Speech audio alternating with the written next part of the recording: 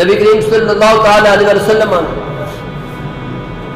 آپ نے فرمایا کہ کیا میں تمہیں بتاؤں نا کہ تمہارا مرض کیا ہے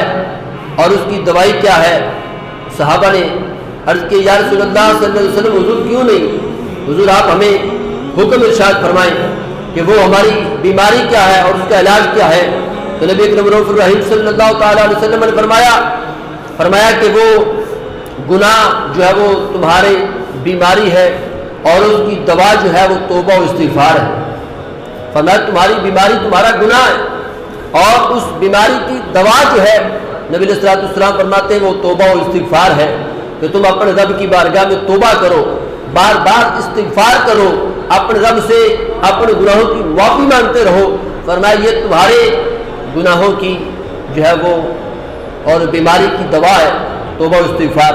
اور نبی کریم رؤوف الرحیم صلی اللہ تعالی علیہ وآلہ وسلم نے آپ کے خوبصورت غلام، آپ کا تعلق اولیاء کاملین سے حضرت یحییٰ بن حسین رحمۃ اللہ تعالی علیہ، آپ فرماتے تھے کہ جو شخص سلامتی اور عافیت چاہتا ہے، جو شخص سلامتی اور عافیت چاہتا ہے تو وہ فرماتے تھے کہ وہ ملامت برداشت کرنا سیکھے۔ جو چاہتا ہے کہ مجھے عافیت ملے وہ ملامت کو برداشت کرنا سیکھے، اور آزمائش جب اس پر آئے تو اس آزمائش کا انکار نہ کرے بلکہ اس آزمائش پر بھی صبر کرے۔ تو حضرت یحییٰ بن حسین رضی اللہ تعالیٰ عنہ فرماتے ہیں یہ آزمائشیں بھی ہمارے لیے عافیت ہے۔ اگر یہ آزمائشیں نہ آئے، یہ بیماری کی صورت میں ہو یا دیگر گھریلو معاملات کی وجہ سے ہو، فرمایا یہ اگر آزمائشیں نہ ہو تو یاد رکھو اگر یہ بیماری بھی بندے کے لیے آزمائش ہے، فرمایا اگر بیماری اللہ نے اپنے بندوں میں نہ رکھی ہوتی تو فرمایا تو وہی حال ہوتا جو فرعون کا ہوا۔ فرمایا حضرت یحییٰ بن حسین رحمۃ اللہ تعالی علیہ آپ فرماتے ہیں کہ فرعون نے جو یہ دعویٰ کیا انا ربکم الاعلی، فرمایا یہ دعویٰ اس نے اسی لیے کیا کہ اس کو کبھی بیماری لاحق نہیں ہوئی تھی۔ تو فرمایا اگر یہ بیماری نہ ہو، یہ آزمائش نہ ہو تو یہ انسان نہ جانے کیا کیا دعویٰ کر بیٹھے۔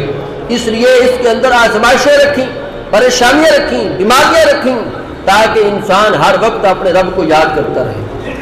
اور یہ آزمائش بھی ہمارے لیے عافیت اور سلامتی والی ہے۔ اور اسی طرح حضرت